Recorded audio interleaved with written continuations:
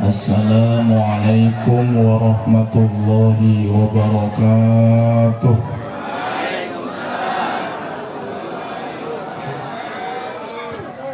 Jalan-jalan ke Citayam, berangkat malam pulang pagi. Mudah-mudahan ibu bapak yang jawab salam bisa berangkat umroh dan haji. Assalamualaikum warahmatullahi wabarakatuh.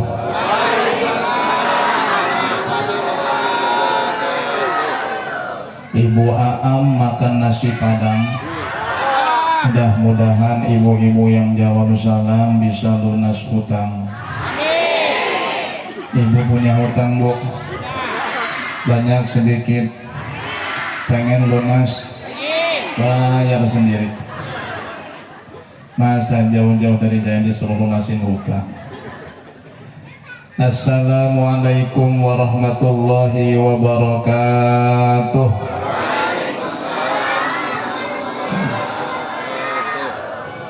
Alhamdulillah, alhamdulillahilladzi syarrafal anama bi sahibil maqamil a'la wa kammala su'uda bi akrami mauludin hawa syarafahu wa fadla wa syarrafa bihil aba'a wal judud wa mala'al wujuda bi judihi adla. Ashhadu an la ilaha illallah wahdahu la syarika lahu rabbul ardi was sama' wa ashhadu anna sayyidana Muhammadan abduhu wa rasuluhul mab'utsu ila jami'il wara. Allahumma shalli wa sallim ala habibikal murtada wa nabiyyikal mustafa wa aminika ala wahyi sama' Sayyidina wa maulana Muhammadin An-Nabiyyil Hashimiyyil Qurashiyyi Al-Arabiyyi Al-Mab'uthi Al-Mustafa wa ala alihi wa ashabihi dawil majdi wal ula wa tabi'ina wa tabi'ihim bi ihsanin ila yaumil jazaa. Amma ba'du. Faqad qala Allah subhanahu wa ta'ala fil Qur'anil Karim. A'udzu billahi minasy syaithanir rajim. Bismillahirrahmanirrahim. Falladzina amanu bihi wa 'azzaruhu wa nasaruhu wattaba'un nural ladzi unzila ma'ah ulaika humul muflihun. Wa qala an-nabiyyu sallallahu alaihi wasallam inna li asma'an ana Muhammad wa ana Ahmad wa ana al-mahi alladhi yamhu Allahu biyal kufra wa ana al-hashir alladhi yuhsharu an-nasu ala qadami wa ana al-aqib wal-aqibu laysa ba'dahu ahad. Waqala Imam Abu Abdillah Muhammad bin Sa'id al-Busiri fi qasidatihi al-Burdah. Ya Rabbi bil Mustafa baligh maqasidana wa fir lana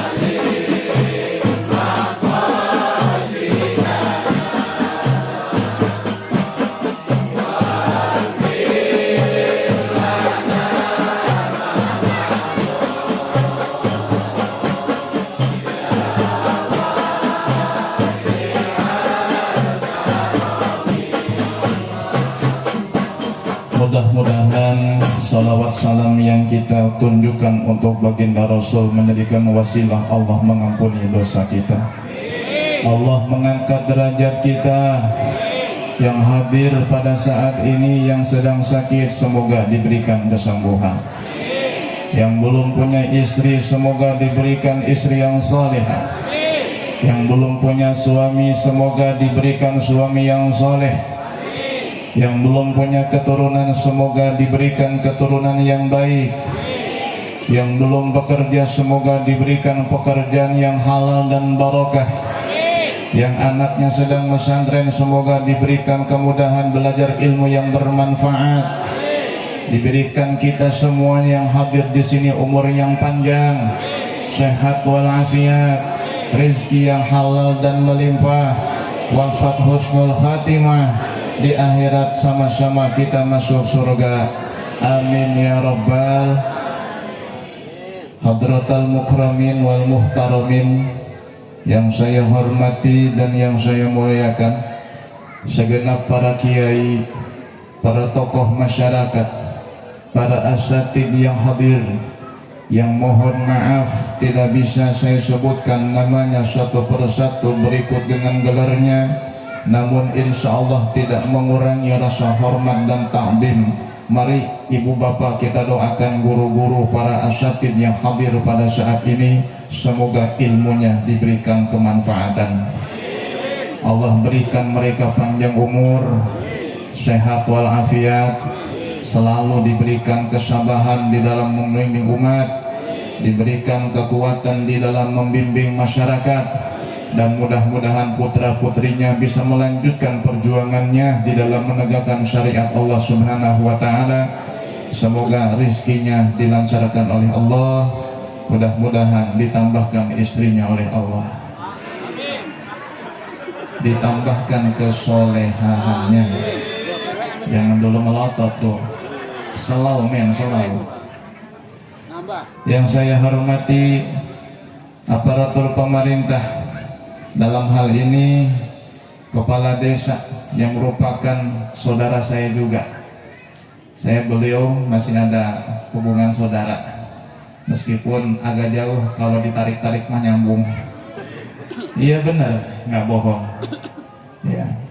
Mudah-mudahan Bapak Lurah beserta seluruh jajarannya berikut dari RW maupun RT setempat yang hadir pada saat ini, Allah berikan kesehatan, amin. Terutama Pak RT, ada Pak RT? Yang mana Pak RT?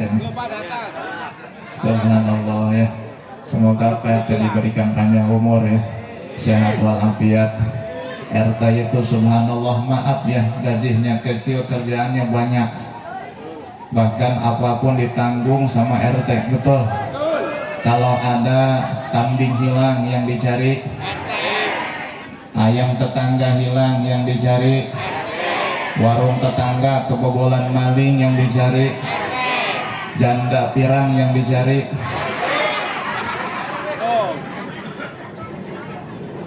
Tidak lupa yang saya muliakan panitia peringatan Maulid Nabi Shallallahu Alaihi Wasallam yang diketuai oleh Bapak Ripan ya. beserta seluruh timnya. Mudah-mudahan jerih payah beliau beserta seluruh tim menjadikan ladang amal bagi beliau untuk menjadi bekal di akhirat nanti menuju surga Allah Subhanahu wa taala. Segenap para donatur yang telah menyumbangkan hartanya demi terlaksananya acara kita pada sore ini, yang alhamdulillah kita berhusnudzon kepada Allah dengan diturunkannya hujan. Ini merupakan satu tanda, alamah dan ciri bahwa acara kita memang benar-benar ada di dalam ridha Allah Subhanahu wa taala. Sebab hujan merupakan rahmat, hujan merupakan anugerah Allah Subhanahu wa taala. Meskipun hujan turun dengan lebat, tanah becek, dedaunan basah, bahkan kursi pun menjadi basah, tapi tidak menyurutkan semangat ibu dan bapak untuk duduk hadir pada acara ini. Semoga ini semua adalah menjadi saksi bagi ibu dan bapak pada hari kiamat bahwa ibu dan bapak kita semua benar-benar mencintai baginda yang agung Nabi besar Muhammad sallallahu alaihi wa alihi wasallam. Hadirin wal hadirat, muslimin muslimat rahimakumullah. Setiap dari kita memiliki cita-cita, impian, keinginan. Ada yang cita-citanya ingin sehat karena dia sedang sakit. Ada impiannya ingin lunas hutang sebab lagi dililit hutang. Betul. Ada impiannya ingin mendapatkan keturunan karena sudah sekian tahun belum juga punya anak. Ada yang impiannya pengen punya istri karena sudah 30 lebih tapi belum punya istri. Ada yang impiannya pengen punya suami karena sudah di atas 25 tapi belum bersuami juga. Ada yang impiannya pengen punya mobil seperti orang-orang. Ada yang impiannya pengen kebangun rumah tingkat 2 seperti orang-orang. Tapi ternyata sangat sedikit di antara umat manusia yang cita-cita, impian dan keinginannya adalah membersamai Rasulullah di dalam surga. Tentu kalau kita ditanya satu persatu, kamu pengen apa? Kebanyakan ngomongnya, mintanya pasti urusan dunia. Betul? Betul? Sedikit yang ngomong saya pengen bersama dengan Nabi di surga, itu saja permintaan saya. Jarang sekali. Kenapa? Karena orientasi pikiran manusia itu tergantung dan sesuai dengan kadar keimanan di dalam hatinya, tergantung dengan kadar kecintaannya kepada sesuatu. Kalau kadar kecintaannya kepada dunia lebih dominan daripada akhirat, maka yang terucap dari lidahnya saat ditawarkan pingin apa, pasti yang diminta adalah urusan dunia. Tapi kalau kadar kecintaannya terhadap akhirat lebih dominan daripada kadar kecintaannya kepada dunia, saat ditawari kamu pengen apa, pasti permintaannya adalah urusan akhirat. Betul? Betul? Pengen tidak bersama Nabi di dalam surga? Pengen tidak kumpul sama Nabi di dalam surga? Tahu tidak caranya? Saya kasih tahu. Yang pertama, kalau ingin bersama dengan Nabi di dalam surga, perbanyak sholawat kepada Nabi besar Muhammad. Nabi bersabda, inna awlan nasi bi yaumal qiyamati aktsaruhum alayya sholatan. Sesungguhnya orang yang paling berhak duduk bersamaku pada hari kiamat adalah orang yang paling banyak bersolawatku saat ia hidup di dunia. Seberapa banyak kita bersolawat kepada Nabi, dengan kadar itulah kita bisa berdekatan dan membersamai Nabi di surga Allah Subhanahu wa ta'ala. Orang yang banyak baca sholawat penyakit minggat. Orang yang banyak baca sholawat hidupnya berkat. Orang yang banyak baca sholawat bahagia dunia sampai akhirat. Orang yang banyak baca sholawat kelak nanti di hari kiamat akan mendapat syafaat dari baginda Nabi besar Muhammad sallallahu alaihi wasallam. Kalau kita banyak sholawat kepada Nabi, hidup kita akan mudah, hidup kita akan terarah, hidup kita akan nyaman, tenang dan aman. Tak Tulis siapapun yang suka dan benci sama kita, selama backingannya pusat Nabi Muhammad SAW, hidup kita akan baik-baik saja. Insya siapa ingin melihat Nabi di dalam surga,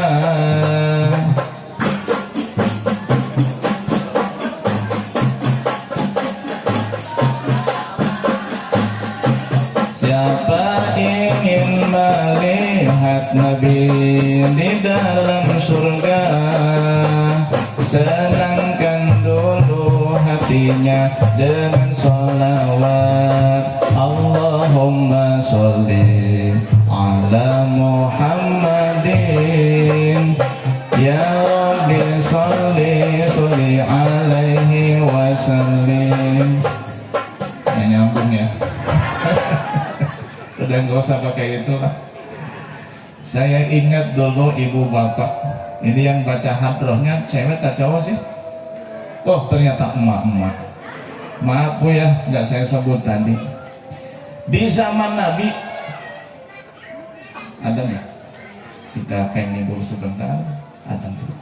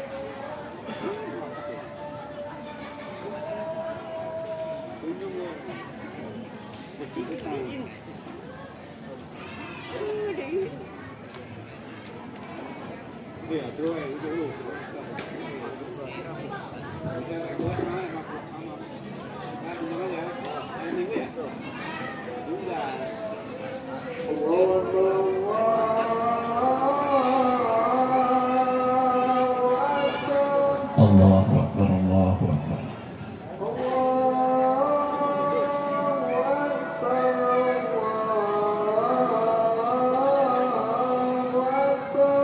Allahu Akbar, Allahu Akbar.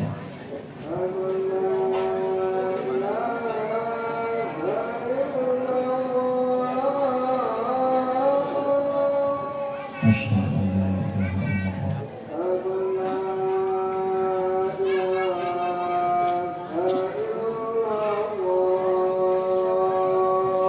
Asyhadu an la ilaha illallah.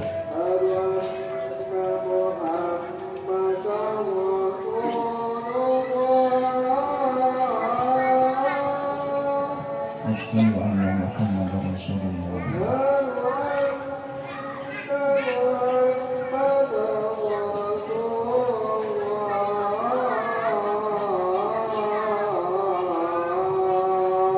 Asyhadu anna Muhammadar Rasulullah.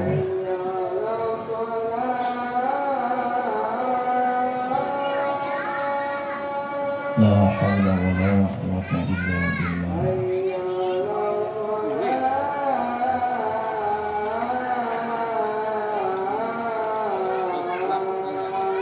La haula wa la quwwata illa billah.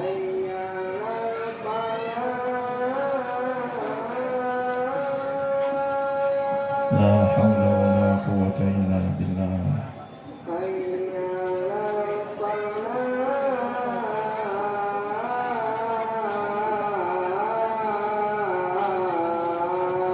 La haula wa la quwwata illa billah.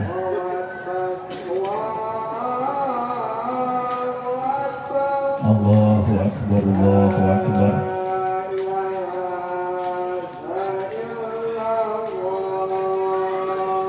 La ilaha illallah. Allahumma rabba hadhihi da'wati tammah was-salati al-qa'imah ati sayyidina Muhammadan al-wasilata wal-fadilah wasyarafa wad-darajata al-'aliyata ar-rafi'ah وابعثه مقاما محمودا الذي وعدته إنك لا تخلف الميعاد اللهم إنا نسألك العفو والعافية والمعافاة الدائمة في الدين والدنيا والآخرة وصلى الله على سيدنا محمد وعلى آله وصحبه وسلم والحمد لله رب العالمين. Lanjut terus, masih semangat sampai jam berapa? Jam 5 maghrib. Terus asarnya kapan? Ibu bapak, biar kita tidak berdosa, ketika masuk waktu sholat kita dituntut melaksanakan satu dari dua kewajiban. Pilih salah satunya. Yang pertama, langsung melaksanakan sholat, atau yang kedua, bertekad akan melaksanakan sholat tepat pada waktunya jika tidak ingin melaksanakan di awal waktu. Karena kalau kita pulang dulu sholat asar dulu kesini lagi kayaknya bubar. Mending dalam hati kita sekarang niat, bertekad, azam bahwa kita akan sholat asar pada waktunya selesai acara ini. Siap? Siap? Alhamdulillah, si kita sudah bebas dari dosa. Karena kalau tidak niat berdosa, sesibuk apapun luangkan sholat di awal waktu, kecuali kalau sudah bertekad niat akan sholat pada waktunya. Ketika kesibukan selesai, insya Allah kita sudah bebas daripada dosa. Alhamdulillah. Saya teringat sebuah hadis 1400 tahun yang silam, ketika Nabi pulang perang dengan selamat sampai ke kota Madinah, datang seorang wanita hitam legam, poek malebak. Perempuan hitam ini berkata kepada Rasul, "Ya Rasulullah, saya sudah bernazar, in raddakallahu shalihan an adribad dufufa amama. Jikalau engkau dikembalikan dari medan tempur dalam keadaan selamat, saya nadar akan memukul rebana di hadapan engkau ya Rasulullah. Wa ataghanna, dan saya akan berdendang dan bernyanyi di hadapanmu wahai Rasulullah." Lalu apa kata Rasul? "In kunti qad nadarti faf'ali wa illa fala." Jikalau kamu sudah bernazar akan memukul rebana dan bernyanyi di hadapanku, maka laksanakanlah. Jikalau tidak, maka tidak usah. Maka perempuan hitam ini pun memukul rebananya di hadapan Rasul. Rebana itu dari dulu bunyinya sama, ping ping cak cak, ping ping cak cak, ping ping cak cak. Kan begitu ya, ping ping cak cak, ping ping cak cak. Begitu bunyinya. Tapi nyanyinya bukan ping ping cak cak. Itu hanya nada pukulannya saja. Yang dia dendangkan di hadapan Nabi adalah qala'al badru alaina min saniyatil wada' dan seterusnya. Ternyata peristiwa itu setelah 1400 tahun yang silam, sekarang 1446 Hijriah berulang kembali di kampung ini. Kita lihat ibu-ibu sekarang yang memukul rebana dan baca marhaba, mengulang sejarah ketika zaman Nabi. Yang memukul rebana adalah perempuan hitam, cuman bedanya yang hitamnya sekarang tidak ada. Saya lihat sepintas glowing semua. Padahal zaman sekarang itu jangan mudah tertipu dengan raut wajah. Wajah hitam tinggal dipoles pakai skincare kelihatan glowing, betul. Ada krim pagi, krim siang, krim sore, ada krim malam, ada es krim. Dunia itu zaman, dunia itu adalah tempat di mana seseorang mudah bersandiwara. Kalau kita ingin tahu cantik dan tidaknya wajah seorang perempuan, jangan dilihat wajahnya, tapi lihat kakinya.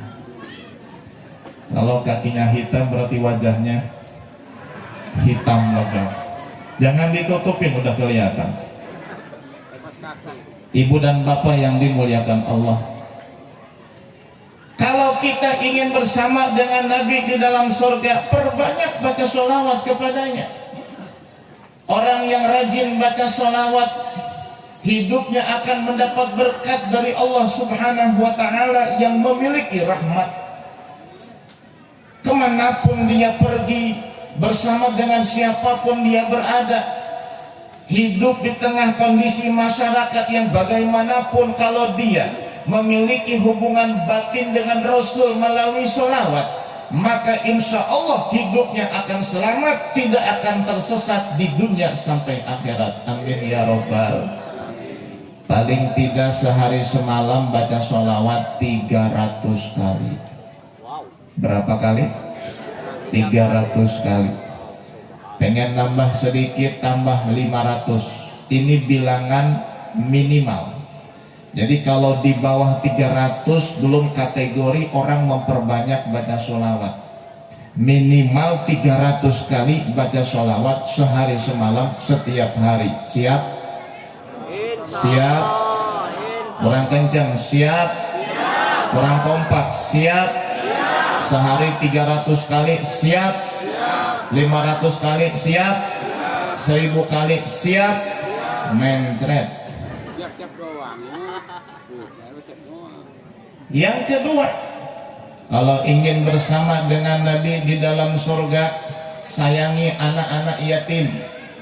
Nabi bersabda, ana wa kafilul yatim fil jannati hakada. Saya bersama orang yang menyantuni anak yatim di surga bagaikan telunjuk dan jari tengah. Tidak ada pemisah di antara keduanya, selalu berdampingan dimanapun dan bersama dengan siapapun. Nabi Shallallahu Alaihi Wasallam ketika akan pergi ke masjid melaksanakan sholat Id, Nabi melihat seorang anak yang menangis. Dihampirinya anak itu oleh Nabi. Lalu kata Nabi, "Nak, kenapa engkau menangis?" Anak itu berkata, "Paman, saya menangis karena ini hari raya. Saya tidak punya bapak. Anak-anak yang seumuran saya tidak mau bermain dengan saya karena saya orang miskin, yatim, tidak punya ayah." Lalu kata Rasul, "Kemana ayahmu wahai nak? Di mana dia meninggal dunia?" Anak yatim itu berkata, "Paman, ayah saya meninggal ketika ikut berperang bersama Rasulullah melawan orang kafir di padang Badar. Ayah saya gugur syahid di bulan suci Ramadan perang Badar mendampingi Rasul alaihi salatu wassalam." Anak yatim itu tidak tahu bahwa yang di hadapannya adalah Rasulullah. Kemudian kata Rasul, "Nak, kemana ibumu? Bukankah ayahmu yang meninggal, ibumu masih ada?" Anak kecil itu berkata, "Wahai paman, ibu saya menikah lagi dan ikut bersama dengan suami barunya. Saya hidup sebatang kara, wajar saya menangis. Ini hari bahagia bagi mereka yang punya bapak dan ibu. Saya sudah tidak punya siapa-siapa, lantas kepada siapa saya harus mengadu?" Rasul Shallallahu Alaihi Wasallam kemudian meneteskan air mata. Rasul ingat bahwa Rasul pun lahir dalam keadaan yatim. Usia kandungan 2 bulan ayahnya Rasul yang bernama Abdullah wafat meninggal dunia. Rasul lahir ke alam dunia tanpa pernah melihat wajah sang ayah, tanpa pernah bertemu dengan Abdullah, tanpa pernah melihat Abdullah ayahnya Nabi Shallallahu Alaihi Wasallam. Bahkan di usia 6 tahun ia harus ditinggalkan oleh ibunya Aminah radhiyallahu anha. Umur 8 tahun kakeknya meninggal dunia, hingga Nabi Muhammad dibesarkan oleh pamannya yang bernama Abu Thalib hingga dinikahkan di usia 25 tahun dengan Khadijah binti Khuwailid. Rasul ingat masa di mana ketika anak-anak butuh kasih sayang orang tua, butuh cinta daripada ibu dan kehangatan pelukan dari sang ayah, ternyata harus mengalami nasib yang sangat sengsara. Maka Rasul berkata kepada anak kecil itu, "Nak, kamu mau tidak Rasul menjadi ayahmu, Aisyah menjadi ibumu, Fatimah menjadi saudara perempuanmu, Ali saudara laki-lakimu, Hasan Husain menjadi keponakanmu. Anak kecil itu berkata, siapa yang tidak mau diangkat anak oleh Rasulullah? Siapa yang tidak mau Aisyah menjadi ibunya, Fatimah dan Ali menjadi saudaranya, Hasan Husain menjadi ponakannya? Siapa yang tidak mau, wahai paman? Kata Rasul, nak, kamu kenal saya? Tidak, wahai paman. Kata Rasul, ana Rasulullah, saya adalah Rasulullah Sallallahu Alaihi Wasallam. Anak ini menangis haru dan bahagia. Tangisan sedih dan duka berubah menjadi tangisan haru dan bahagia. Kenapa? Karena dia menjadi anaknya Nabi Sallallahu Alaihi Wasallam. Dibawa anak itu ke rumah oleh Nabi, lalu berkata kepada Aisyah, yang tadi pertanyaannya, siapakah istri Nabi yang mendapat julukan Humairah? Namanya Siti Aisyah. Saya punya pertanyaan satu lagi, siapa istri Nabi yang mendapat julukan Ummu Habibah? Yang bisa jawab dapat hadiah dari Pak Lurah. Tenang Pak Lurah, nggak bisa jawab. Jangan buka Google, awas, dilarang, melanggar kode etik. Ada yang tahu? Siapa? Bukan. Aman Pak Lurah. Anak yatim ini kemudian diberikan baju baru oleh Rasulullah. Lalu Rasul memanggil Hasan dan Husain. Hasan, Husain, kemarin nak, ajak pamanmu bermain nak. Dia seusiamu nak. Jangan biarkan dia bersedih nak, ayahnya sudah tidak ada, kasihan nak, ajak main bersama teman-teman yang lain. Anak itu kemudian bermain dengan pede. Kenapa? Dia bangga punya ayah baru, Rasulullah Sallallahu Alaihi Wasallam. Makanya saya nitip sama ibu-ibu yang maaf suaminya sudah meninggal, anaknya masih kecil, berarti dia punya yatim. Kalau ada laki-laki yang melamar ibu, tanya, Mas, kamu siap menikah dengan saya? Siap. Kamu siap merawat anak-anak yatim saya? Kalau dia berkata, saya rela menikah dengan kamu dan saya siap merawat anak-anakmu, maka terima lamarannya. Tapi kalau dia bilang, enak saja, anak siapa, gua yang urus, jangan diterima bu. Sebab laki-laki kayak begitu biasanya habis manis sepah dibuang. Masih cantik aja ibu disuka, kalau sudah jelek kurus keriput, ibu akan dicampakkan bagaikan puntung rokok yang dibuang ke tong sampah. Naudzubillah min. Sayangi anak yatim, cintai anak yatim, urus anak yatim. Kenapa? Takdir Allah berkata kepada mereka harus hidup tanpa belas kasih sayang seorang ayah, tanpa cinta seorang bapak. Bukan keinginan mereka hidup semacam itu, bukan kehendak mereka hidup tanpa ulur tangan ayah yang cinta dan sayang, tapi memang sudah suratan takdir berkata begitu. Maka kita yang diberikan kelebihan harta oleh Allah, sayangi anak-anak yatim, santuni anak-anak yatim, jaminannya adalah akan duduk bersama dengan Nabi di dalam surga, insya. Yang ketiga, orang yang ingin bersama dengan Nabi di dalam surga adalah orang-orang yang rajin melaksanakan sujud. Ada sahabat Nabi bernama Rabi'ah bin Ka'ab. Ia mendedikasikan hidupnya untuk melayani Rasulullah. Siang malam ia layani Rasulullah. Di malam hari ketika Rasul bangun membutuhkan air untuk wudhu atau mandi atau bersuci, maka dia dengan sigap menyiapkan air tersebut tanpa dipinta oleh Nabi. Suatu malam Nabi memanggil Rabi'ah bin Ka'ab al-Aslami. Kata Nabi Sallallahu Alaihi Wasallam, salmi wahai Rabi'ah bin Ka'ab, mintalah kepadaku. Rabi'ah bin Ka'ab ditawari oleh Nabi Sallallahu Alaihi Wasallam, kamu pengen apa? Minta apa? Saya akan doakan langsung kepada Allah. Doa Nabi tembus langit, doa Nabi langsung sampai kepada Allah. Kesempatan emas bagi Rabi'ah bin Ka'ab minta kepada Allah melalui Rasul Sallallahu Alaihi Wasallam. apa yang diminta oleh Rabi'ah bin Ka'ab. Ia tidak meminta harta, ia tidak meminta tahta dan jabatan, ia tidak meminta wanita dan keturunan. Yang dipinta oleh Rabi'ah bin Ka'ab hanya satu, as'aluka murafaqataka fil jannah. Aku ingin bersama denganmu wahai Rasulullah di dalam surga. Subhanallah.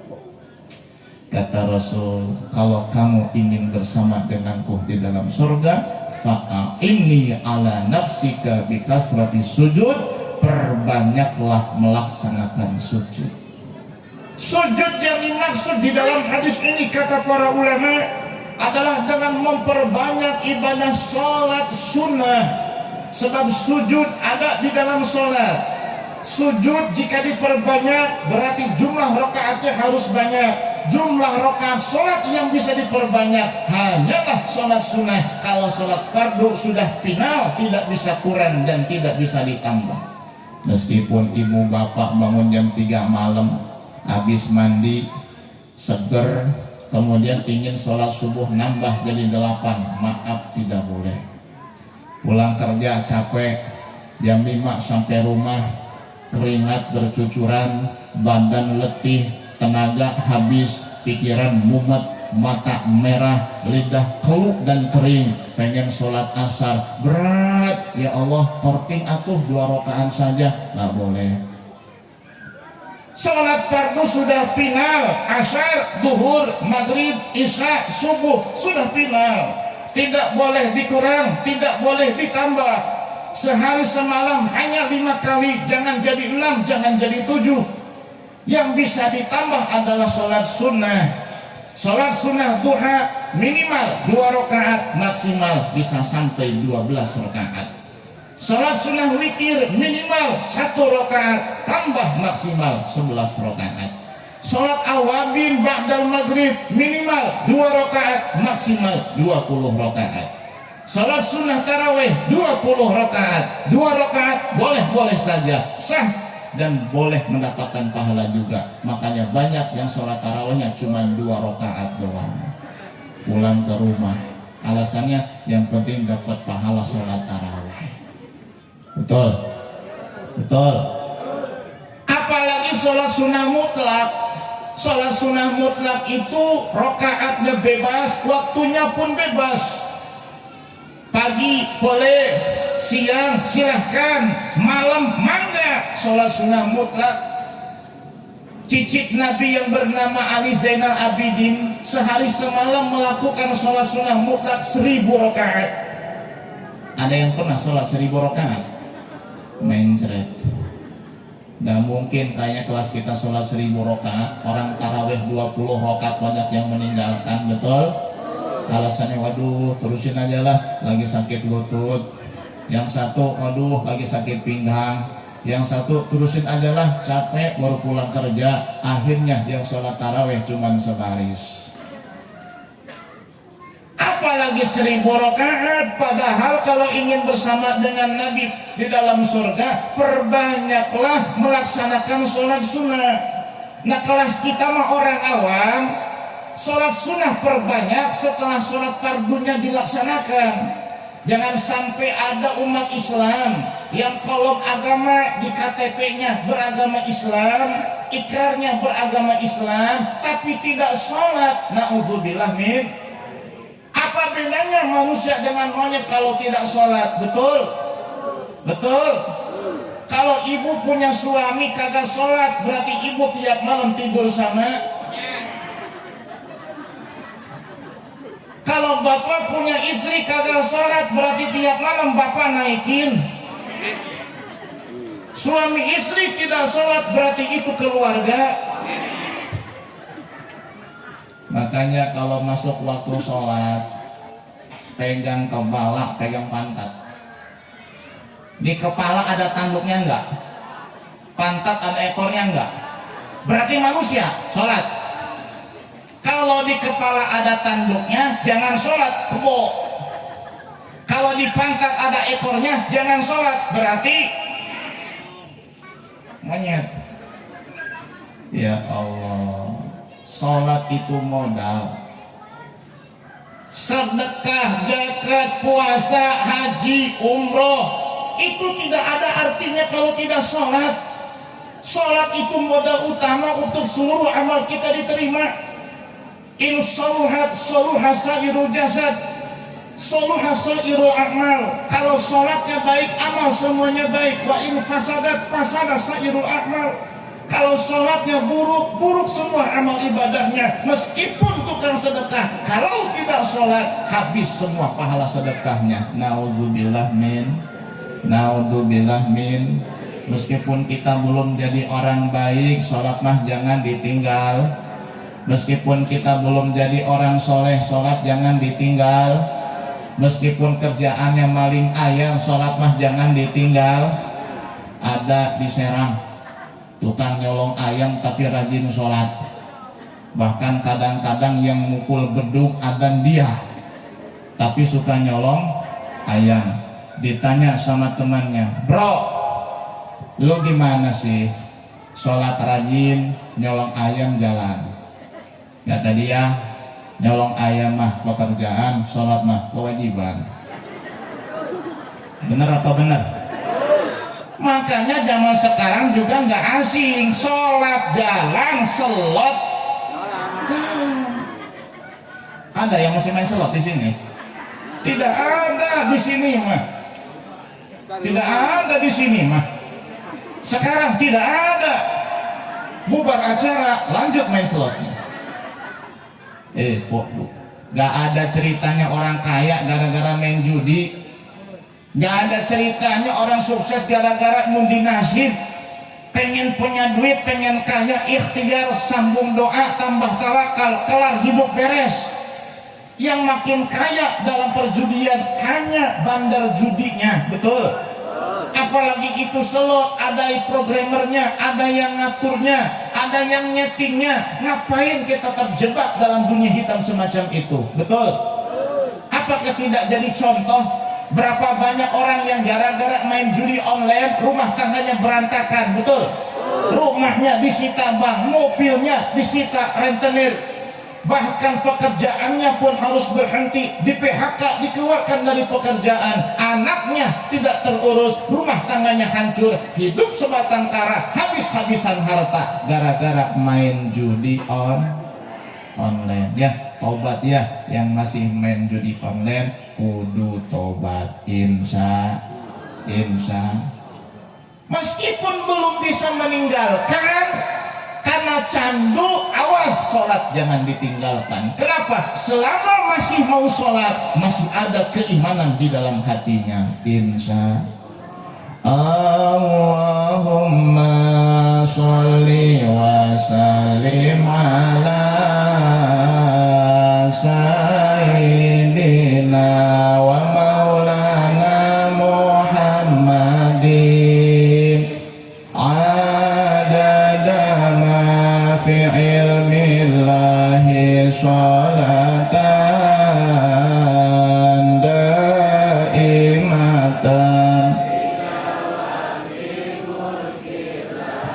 ikan bandeng, ikan sepat, percuma ganteng kalau tidak sholat. Allahumma sholli wa sallim ala sayyidina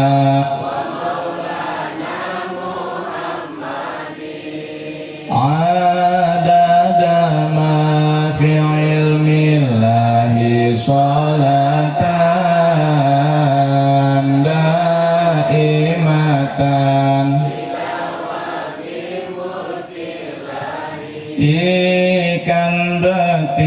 ikan betik ada 4, percuma cantik kalau tidak sholat. Allahumma sholli wa sallim ala sayyidina wa maulana Muhammadin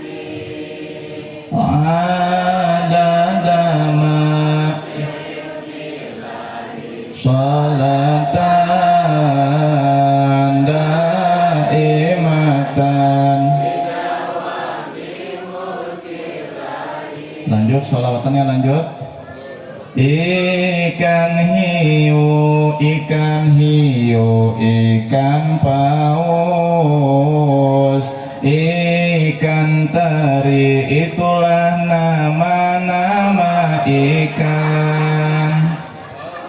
Allahumma sholli wa sallim ala sayyidina Muhammadin adada ma fi ilmillahi sholatan daimatan.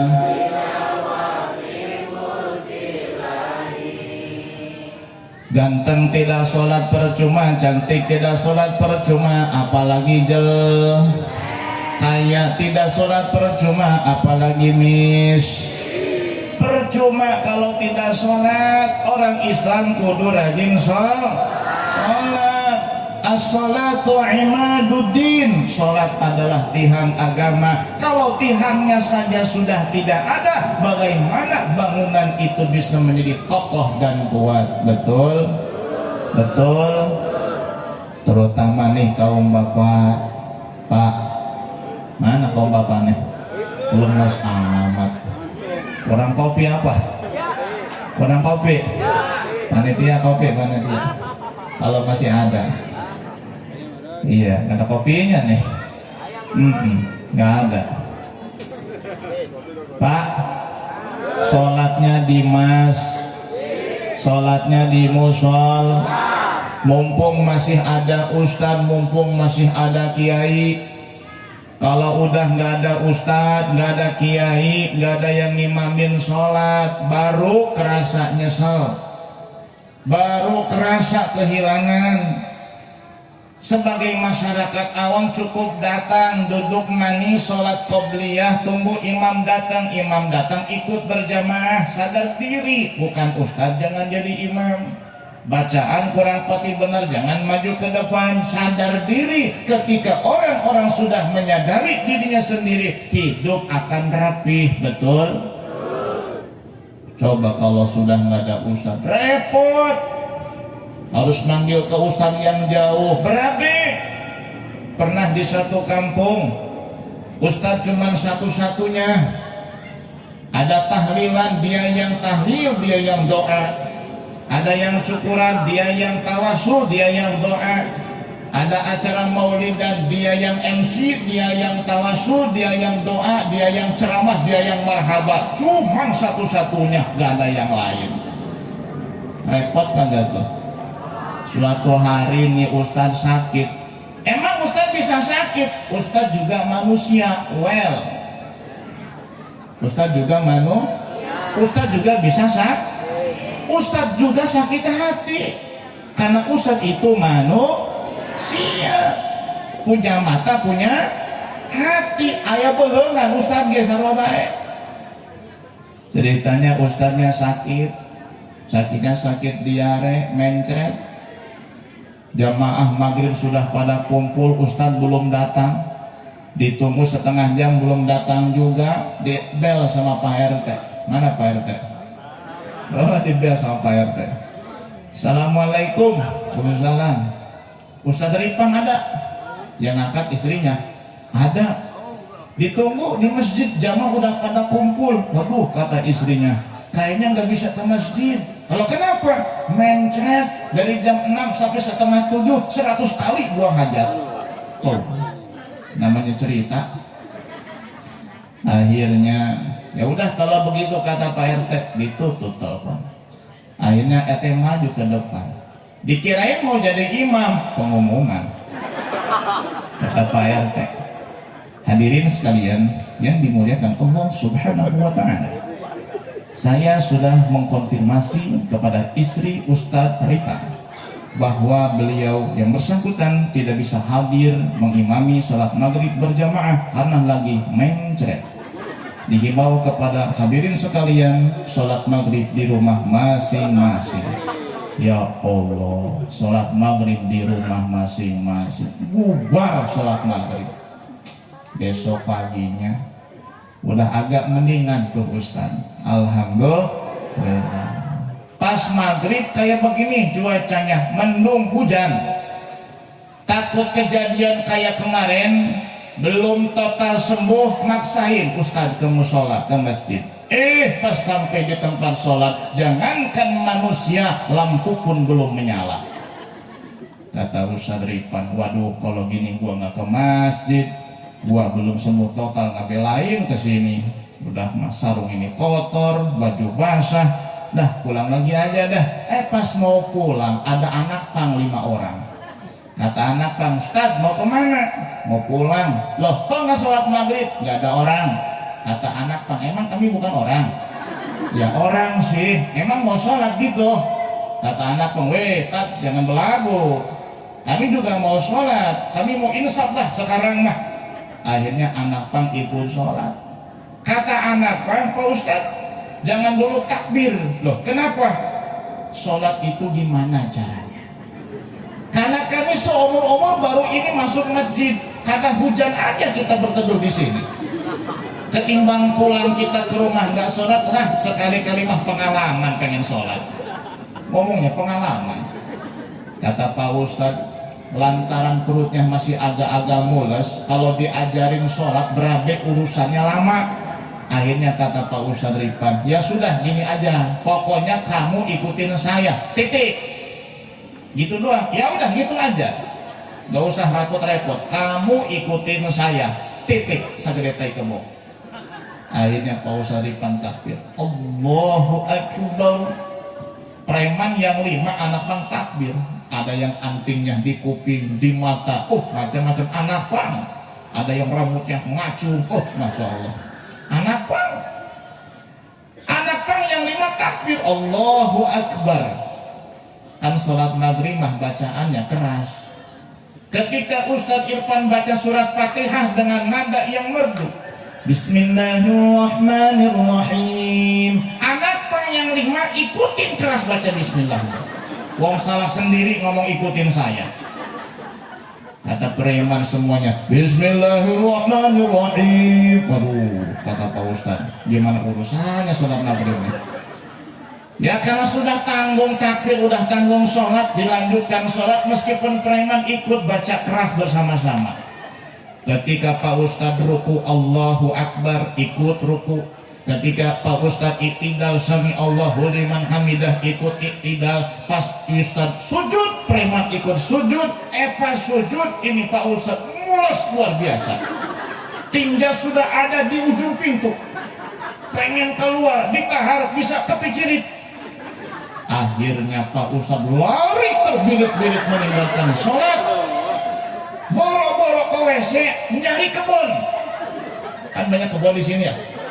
Nyari kebun, masuk ke kebun, tengok kanan kiri, tidak ada orang, nongkrong di situ. Alhamdulillah, kata Pak Ustaz. Pas tengok ke belakang, udah 5 orang udah ngantri di belakang.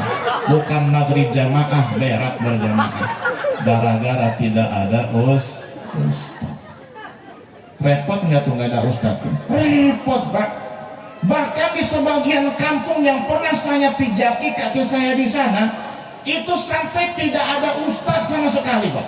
Total tidak ada Ustaz. Harus mendatangkan Ustaz dari kampung sebelah.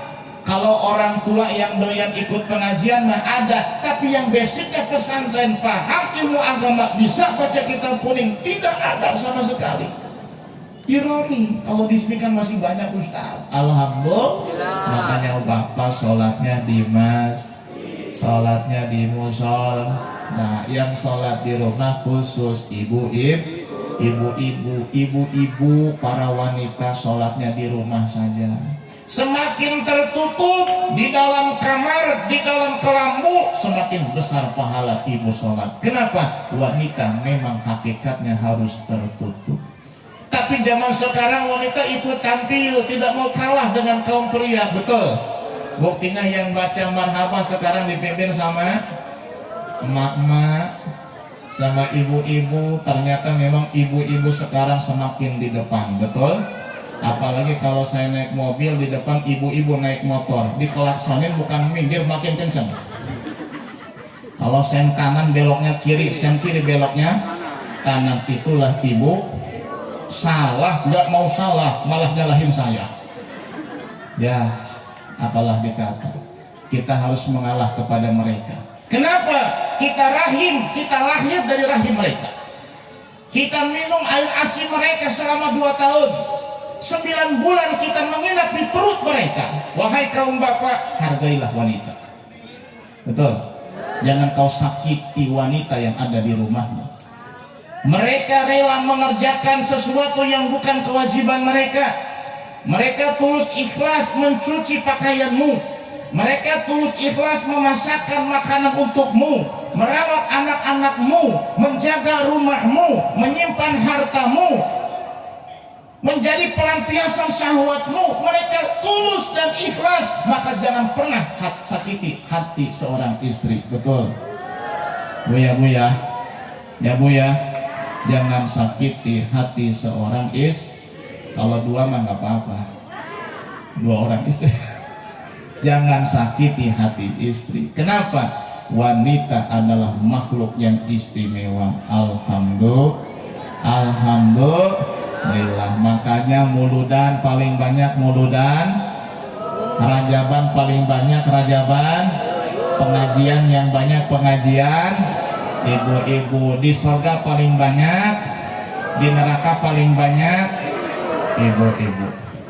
Wajar. Kenapa? Karena kuantitasnya paling banyak ibu-ibu.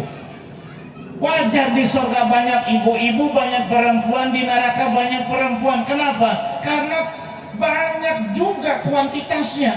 Beda dengan kaum bapak. Coba lihat sekarang, jumlah ibu-ibu dengan bapak-bapak banyakkan siapa? Ibu-ibu. Apakah tidak ada bapak-bapaknya? Banyak. Pada kemana? Mancing. Betul. Suami siapa yang mancing itu? Suami ibu. Yang langsung. Ya Allah ya Rasulullah, biarin Bu. Suami ibu kalau doyan mancing, ibu harus pertahankan.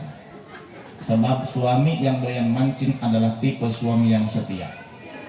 Jangankan ibu, anak pancing saja ditunggu dari pagi sampai maghrib. Jangankan ibu, joran aja ditunggu dari pagi sampai maghrib, dari maghrib sampai pagi lagi. Tidak sholat, tidak kerja, dapat ikan juga kagak. Kenapa? Saking setianya nungguin joran mancing. Maka beruntung suaminya yang doyan mancing. Hidup mancing mania. Hadirin hadirat yang dimuliakan Allah Subhanahu wa ta'ala. Perbanyak sholat sunnah, sempurnakan sholat wajib. Kalau ingin bersama dengan Nabi yang dicintai oleh Allah Subhanahu wa ta'ala. Kalau kita mengikuti Nabi, sholat sunnahnya nggak bakal bisa. Kenapa? Nabi itu kalau sholat malam kakinya bengkak. Ya kayak di sini banyak yang buka kakinya. Asam urat. Nabi itu bengkak kakinya karena lamanya berdiri di dalam sholat. Apa yang didoakan oleh Nabi? Apa yang dipanjatkan oleh Nabi di dalam sholatnya? Yang dipanjatkan doa kepada Allah adalah umatnya. Sayyidah Aisyah tertawa terbahak-bahak saat didoakan oleh Nabi, Allahumma gfirlaha, ya Allah ampuni Aisyah. Tertawa terbahak-bahak Aisyah, dia yang gembira karena didoakan oleh Rasulullah. Kata Rasulullah, wahai Aisyah, kamu senang saya doakan? Senang ya Rasul. Kamu gembira? Gembira ya Rasul. Tahukah kamu wahai Aisyah, setiap malam dalam sujud saya mendoakan dengan doa yang sama untuk umat saya. Alhamdulillah, kita didoakan oleh Nabi. Hadirin hadirat yang dimuliakan Allah, kita penuh dengan dosa, lalai daripada Allah, bergelimang maksiat, hitam legam hati kita, penuh dengan kotoran, dengan penyakit-penyakit hati. Kita di malam hari tidur, di siang hari lupa kepada Allah, tapi ternyata Rasul mendoakan kita, Rasul menangisi kita, Rasul memunajatkan dalam doanya untuk kemaslahatan kita. Maka apa salahnya setahun sekali kita peringati hari lahirnya, Kalau mungkin di tengah-tengah kita kadang memperingati hari lahir anaknya sampai habis puluhan juta, diundang tetangga, keluarga, sanak dan kerabat hanya untuk memperingati hari lahir sang anak, yang anak itu belum tentu membanggakan orang tuanya kelak nanti. Bagaimana dengan Rasul yang sudah teramat sayang kepada kita, yang begitu sangat besar jasanya atas kita? Apakah kita memperingati kelahiran Rasul satu kesalahan? Tidak sama sekali. Bahkan harta yang kita keluarkan demi memperingati kelahiran Rasul, jangankan 10, 20, bahkan miliaran rupiah pun, itu pasti dianggap sedikit dibandingkan dengan jasa Rasul yang telah beliau korbankan dan perjuangkan untuk kita semua. Betul?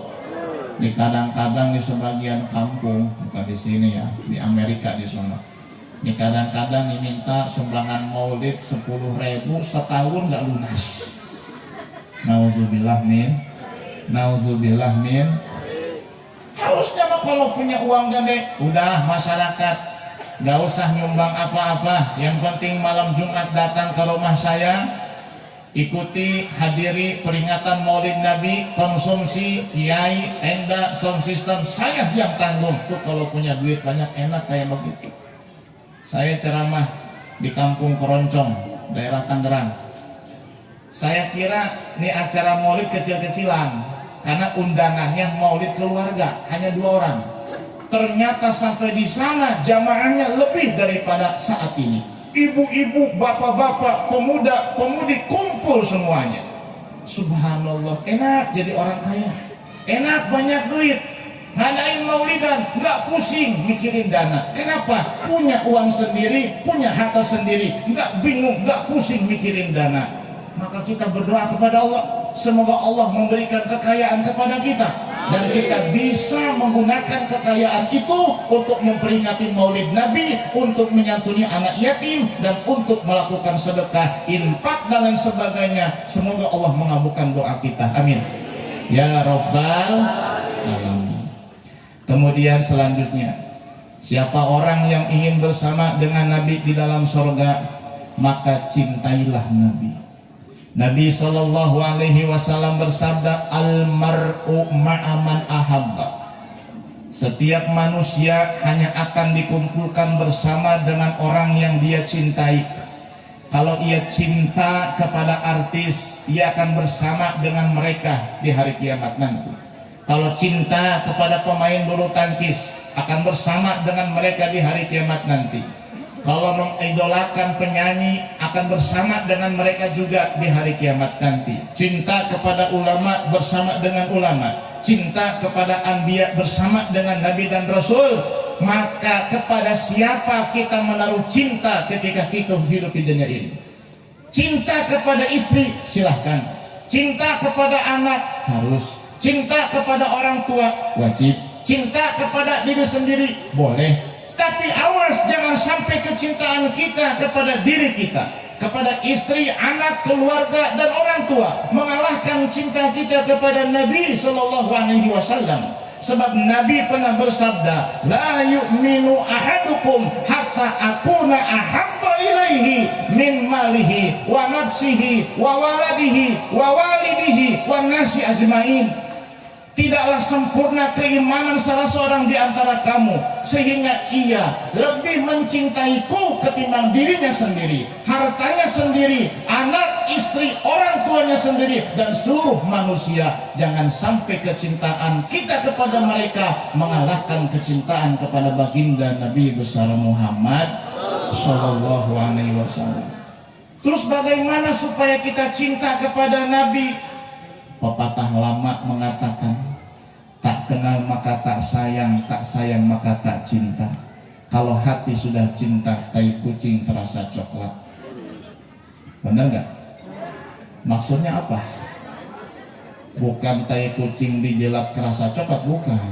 Artinya orang yang sudah cinta kepada sesuatu, segala apapun yang dilakukan dan muncul dari yang dia cintai akan dianggap baik semuanya. Betul? Kita lihat fenomena dalam kehidupan akhir zaman. Ketika anak berbuat salah di sekolah, dihukum oleh guru, diomelin oleh pihak sekolah, Sampailah berita itu kepada orang tuanya. Tidak sedikit orang tua yang bukan menyalahkan anak tapi menyalahkan pihak sekolah. Padahal anaknya salah, anaknya berbuat pelanggaran, melakukan sanksi, tapi ternyata orang tua tidak menyalahkan anak, malah menyalahkan guru dan pihak sekolah. Kenapa? Terlampau cinta kepada anak. Betul tidak? Padahal itu tidak benar, Pak. Tapi memang seperti itulah fenomena yang ada. Maksud daripada ungkapan ini adalah kalau kita cinta kepada Nabi Muhammad SAW, maka segala apapun yang berkaitan dengan Rasulullah akan kita cintai juga. Entah itu istrinya, entah itu pamannya, entah itu leluhurnya, entah itu pakaiannya, entah itu perilakunya, ucapannya, sunnahnya, ajarannya, akan kita cintai. Kenapa? Karena kita cinta kepada sosok yang mulia, Nabi besar Muhammad SAW. Salah satu hal yang harus kita teladani dari Rasul adalah ketawaduannya Rasulullah. Rasulullah itu sosok manusia yang sangat rendah hati. Jangan dibayangkan Rasul itu Nabi di rumah itu cuma duduk manis begini. Pengen makan, Aisyah, lapar pengen makan. Nggak begitu. Kalau Rasul bajunya kotor jangan dibayangkan, Khadijah bajuku kotor, kau cuci. Tidak seperti itu. Jangan pernah dibayangkan Rasul kalau pakai sendal, sendalnya pegat, Rasul panggil sahabat atau istrinya, kamu sini tolong betulkan sendalku. Tidak begitu. Rasul tidak jarang kalau makan bikin sendiri. Tidak jarang kalau sendalnya copot pegat, disambung sendiri, dijahit sendiri. Tidak jarang Rasul Sallallahu Alaihi Wasallam ketika Aisyah tidak masak, Rasul milih untuk berpuasa daripada memaki istrinya. Kenapa kamu tidak masak? Ini akhlak Rasulullah. Bahkan Rasul itu di rumah sering menyapu rumah sendiri, membantu pekerjaan istri di rumah. Tapi jangan sampai ada suami yang seumur-umur berumah tangga nggak pernah pegang gagang sapu. Ada nggak tuh? Suami siapa? Suami enggak, insya Allah. Suami RT-nya baik, istrinya baik, insya Allah. Jangan kayak begitu, Pak. Siapalah kita dibanding Rasulullah? Meskipun tidak sempat tiap hari lah, sekali-kali hari libur pegang gagang sapu. Jangan dipegang doang, nyapuan. Sekali-kali menyuci baju sendiri, sekali-kali nyuci piring sendiri. Subhanahu wa ta'ala. Hati-hati, orang sombong biasanya akan jatuh. Orang sombong itu nggak lama akan sengsara. Orang sombong itu biarin sombong sebentar, tunggu tanggal mainnya akan terpuruk ke dasar jurang. Betul. Dulu di satu kampung ada Pak Haji paling kaya sekampung, namanya Haji Sukarta. Ada nggak di sini? Nggak ada ya, jadi aman, tidak melanggar kode etik ya. Ini Pak Haji Sukarta orang paling kaya sekampung. Memang dia itu sangat ringan tangan, murah memberi, sangat panjang tangan, suka sedekah. Karena istilah ringan tangan, panjang tangan bisa negatif, bisa positif. Orang yang suka sedekah dermawan itu pun sama, panjang tangan, ringan tangan, suka memberi. Amis bahasa, suka membuka telapak tangan. Ahli yang bodoh, sombong, gak mau ngaji, kadang-kadang benci sama ustadz. Masya Allah, ada di satu kampung ibu-ibu benci sama ustadz, benci banget, benci sama ustadz. Kenapa? Karena ustadz suka nyinggung dia katanya. Padahal ustadz, ibu bapak, kiai ngomong itu random secara umum, tidak tertuju kepada personal, tidak, maaf. Bahkan bisa jadi ketika ustadz memberi nasihat maksudnya dirinya sendiri. Makanya ketika khotib di atas mimbar pada hari Jumat, ia sering mengatakan usikum wa nafsi bitaqwa. Aku berwasiat kepadamu dan kepada diriku agar bertakwa kepada Allah. Jadi jangan kesinggung sama ceramahnya kiai. Jangan begini, itu kiai siapa sih? Jauh-jauh dari cantik, ngomel-ngomel aja di sini. Jangan begitu. Bisa jadi ketika kiai ngomong cerewet. Jadi jangan sampai salah paham nih, kiai ngomongnya kemana-kemana. Nyinggung perasaan orang aja, bukan nyinggung perasaan orang yang namanya ngasih nasihat. Siapa yang terkena, siapa yang merasa, itu yang kena. Betul tidak? Betul. Ini tanamkan nih, kalau hadir pengajian jangan kesinggung. Ulah berwitan cak orang jadi mah. Ya, ulah kesinggungan jadi jelema. Kenapa? Selama tidak nyebut nama dan personal, mungkin maksudnya adalah kepada semuanya. Betul? Ada ibu-ibu benci sama ustadz. Kenapa? Merasa disinggungi terus tiap ngaji. Kadang-kadang ustadz sebelum ngaji suka ngasih pengumuman, tapi sambil dinyanyiin sama ustadz. Ibu-ibu sekalian, hari ini pengajian, maka itu cepat datang, sebab ini kewajiban. Masya Allah. Kata ibu-ibu yang benci sama ustadz, lagi ngepel di rumah sambil gendong cucu, ngomong begini, saya juga udah tahu hari ini pengajian, tapi saya ogah datang kalau ustadz nu magahan. Saking bencinya sama ustadz, apa ngomong begitu? Ya bu ya, jangan benci sama ustadz bu ya. Ya pak ya, jangan benci sama ulama. Ngomongin orang biasa dosanya kecil, ngomongin ulama dosanya besar. Naudzubillah min dzalik. Yang terakhir, kalau ingin bersama dengan Nabi di dalam surga, harus berbakti kepada orang tua. Ada seorang penjual daging bersama dengan Nabi Musa di dalam surga karena didoakan oleh ibunya dengan mengatakan, Allahumma ja'alibni jarisa Musa fil jannah. Ya Allah, jadikan anakku teman Nabi Musa di dalam surga. Allah kabulkan doa sang ibu, anaknya ini seorang penjual daging tapi bisa bersama Nabi Musa di dalam surga sebab patuh, berbakti dan taat kepada orang tua. Ibu dan bapak yang dimuliakan Allah, ingin hati memeluk gunung apalah daya tangan tak sampai. Waktu sudah menunjukkan pukul jam 4 sore, sudah hampir 1 jam lebih perjumpaan kita saat ini. Semoga ada hikmahnya dan mudah-mudahan maulid yang diadakan di tempat ini menjadi saksi bahwa kita semua adalah mencintai baginda Nabi besar Muhammad Sallallahu alaihi wasallam, dan semoga kita bukan hanya kumpul di dunia tapi juga kita bisa kumpul bersama di dalam surga Allah Subhanahu wa taala. Amin ya rabbal alamin. Lebih kurangnya mohon maaf. Hadanallahu wa iyyakum ajmain. Wallahul muwaffiq ila aqwamit thoriq. Wassalamualaikum warahmatullahi wabarakatuh. Ya dzal jalali wal ikram. Allahumma sholli wa sallim ala sayyidina Muhammadin fil awalin wal akhirin wa barik wa sallim wa radiyallahu ta'ala an kulli sahabati rasulillahi ajma'in. Amin ya Allah ya rabbal alamin. Alhamdulillahi rabbil alamin hamdan yuwafi ni'amahu wa yukafi'u mazidah. Ya Rabbana lakal hamdu kama yanbaghi li jalali wajhikal karim wa li'azimi sultanik. Subhanaka la nuhsi sana'an 'alaika kama asnaita 'ala nafsik. Falakal hamdu hatta tarda wa lakal hamdu idza radita wa lakal hamdu ba'da ridha.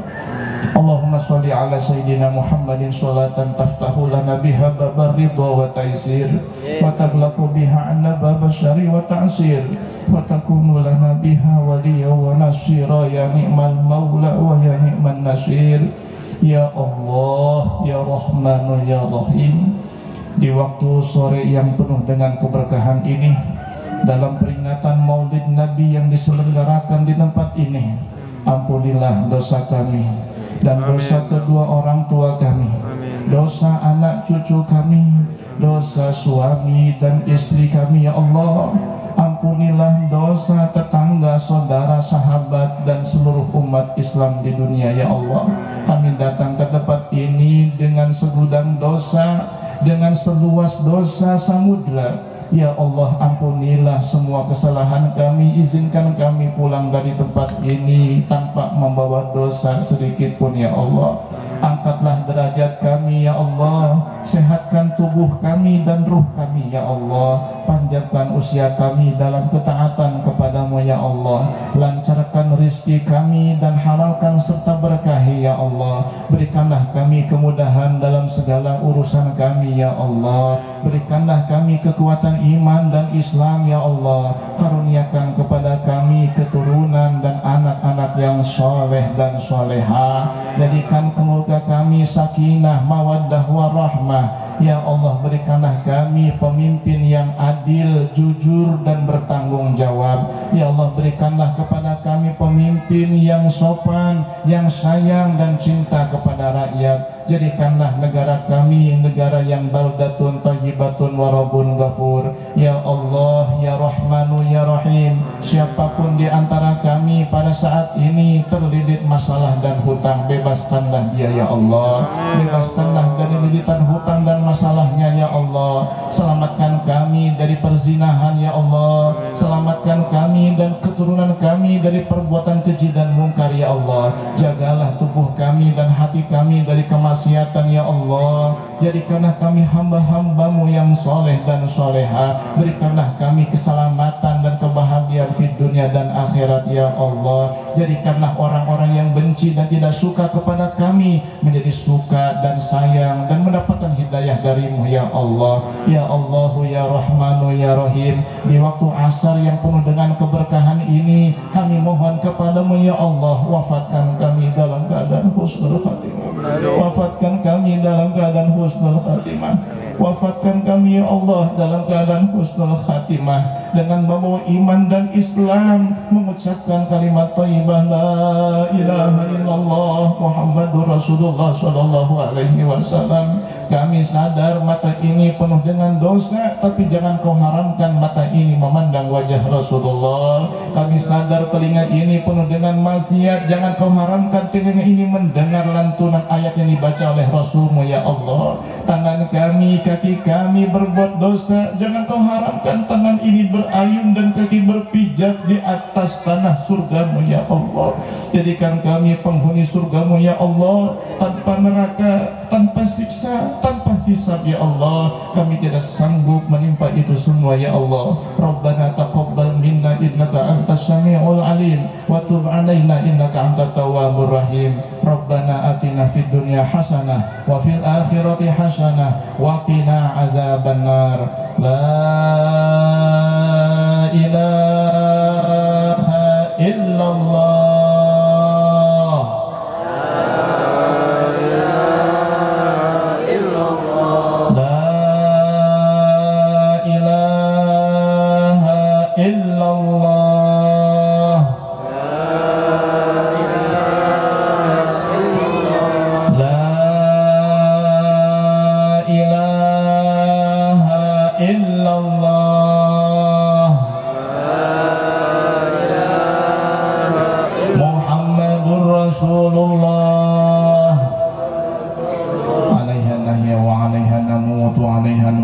Insyaallah ta'ala minal aminin birahmatillah ya arhamar rahimin. Subhana rabbika rabbil izzati amma yasifun wa salamun alal mursalin walhamdulillahi rabbil alamin.